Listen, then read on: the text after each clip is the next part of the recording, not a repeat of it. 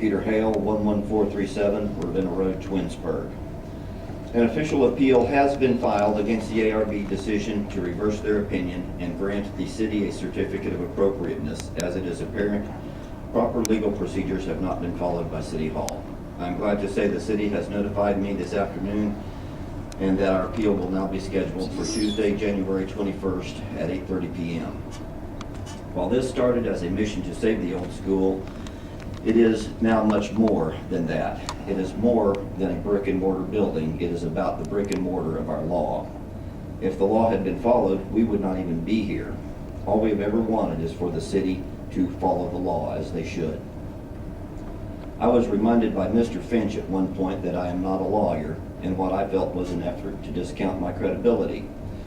No, I'm not a lawyer, but I am a member of a great community in a great country that was founded on the principle that we, the people, are the government. I am also a professional photographer and construction project superintendent and project manager. I know when someone is trying to ignore the codes and manipulate information. We need no intercessor. We are protected by our Constitution against interference with the right to peaceably assemble or from anyone having the ability to prohibit our petitioning the government for redress of grievances. Yet we are challenged as being disloyal for doing exactly that. This is the abbreviated law we expect to be upheld directly from the city's website. 1170.07, Administrative Procedures. Upon receipt of an application for a permit, the building commissioner shall promptly transmit the application to the ARB as set forth in 1170.03. No record of this exists. All applicants shall complete a demolition permit application, which consists of certified signature of property owner, a demolition site plan drawn to appropriate scale. No record of a demolition site plan exists.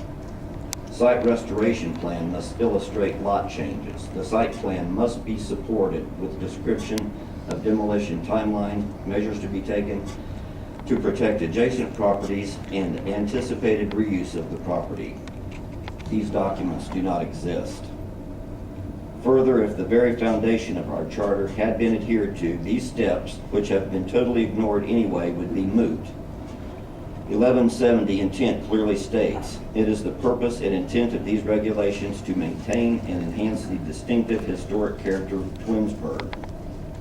It is an intent of these regulations to achieve, among others, the following related objectives: to safeguard the heritage of Twinsburg by preserving structures and sites which reflect periods and events in the history of the community. There is no building more unique in Twinsburg. These, as all laws, are to be kept from the most intrusive to least intrusive according to the city charter. Yet the city has to this point focused on the minutiae and not the intent. No further investigation into demolition would be done if these simple chapters were adhered to. Chapter 1170 and 1349 were not followed. Chapter 1349 being only 3 years old and approved by most of the sitting council. There are too many protocol failures to mention here, but here's a further sampling. Quote, the school would have more specialty shops. We don't need any more of that. Yet the conceptual plan calls for mixed use with 30% of retail space. That is strip mall space that we don't need. The city plans to tear down the school but say they have no plan for development, as the charter states they should. Yet when pressed, they point to the conceptual plan, which is no plan at all, but an artist's rendering. The city has paid $60,000 to lawyers representing the people of Twinsburg, as well as an undisclosed sum for 3 attorneys to defend their actions. The people have fought for their right to vote and won. This money could have paid for a lot of repairs to the old school.